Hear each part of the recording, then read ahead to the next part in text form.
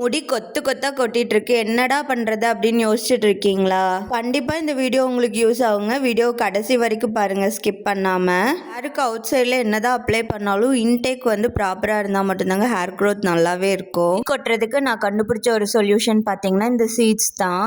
6 seeds back பாத்தீங்கன்னா காம்போவா ஆன்லைன்ல தான் ஆர்டர் பண்ணி வாங்கியிருந்தேன். கடாயில 2 ஸ்பூன் நெய் விட்டுங்க, அதுக்கப்புறம் ஒவ்வொரு சீட்ஸா போட்டு வறுத்து எடுத்துக்கலாம். மெயின் என்னன்னு பாத்தீங்கன்னா எல்லா சீட்ஸையும் வறுக்கும் போதுங்க ஸ்டவ் பார்த்தீங்கன்னா சிம்லேயே தான் இருக்கணும், ஹை ஃப்ளேமில் வைக்கவே கூடாது, எல்லாம் கருகிடும். ஃபஸ்ட்டு பம்கின் சீடை போட்டு நல்லா வறுத்துட்டுங்க, அது கூடவே வெள்ளை எள்ளு, அதுக்கப்புறம் ஃப்ளாக் சீடு ஆலிவ் விதைகளையும் சேர்த்திக்கலாம். நெக்ஸ்ட்டு பார்த்தீங்கன்னா water melon seed, sunflower seed, லாஸ்ட்டாக சியா சீட்ஸை போட்டு நல்லா வறுத்து எடுத்துக்கலாம்.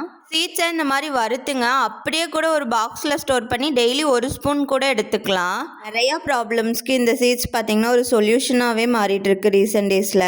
நெய்யில் மொறுன்னு வறுத்ததுக்கப்புறம் அப்படியே சாப்பிட்றதுக்குமே சூப்பராக இருக்குங்க டேஸ்ட்டு.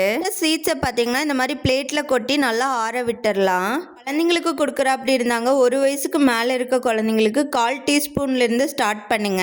கஞ்சி மாதிரி கலக்கி கொடுங்க, பாலில் மிக்ஸ் பண்ணி கொடுங்க, தோசை மேலே தூவி கொடுங்க.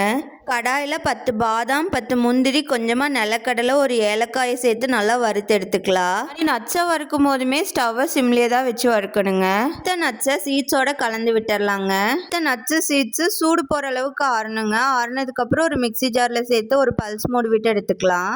கொஞ்சமாக பனங்கற்கண்டு இருந்துச்சுங்க, அதையும் உள்ளே சேர்த்து அரைச்சி எடுத்துக்கிறேன். உங்ககிட்ட நாட்டு சர்க்கரை இருக்குன்னா நாட்டு சர்க்கரையை சேர்த்து அரைச்சிக்கலாம். இல்லை அரைக்கிறப்ப எதுவுமே சேர்த்தாம கூட அரைச்சிட்டு பாலில் கலக்கிறப்ப நாட்டு சர்க்கரை கொஞ்சமாக சேர்த்து கூட குடிச்சுக்கலாம். உடனே ஒரு கண்டெய்னருக்கு மாத்தாம அதுவுமே சூடு நல்லா ஆறுனதுக்கு அப்புறம் ஒரு பாக்ஸ்ல போட்டு இந்த மாதிரி ஸ்டோர் பண்ணி வச்சுக்கோங்க. அப்போ ஒரு ஸ்பூன் போட்டு பால்ல கலந்து குடிச்சுக்கோங்க. இந்த மாதிரி வீடியோஸ் வேணா என் சேனலை சப்ஸ்கிரைப் பண்ணி வச்சுக்கோங்க. தேங்க்யூ.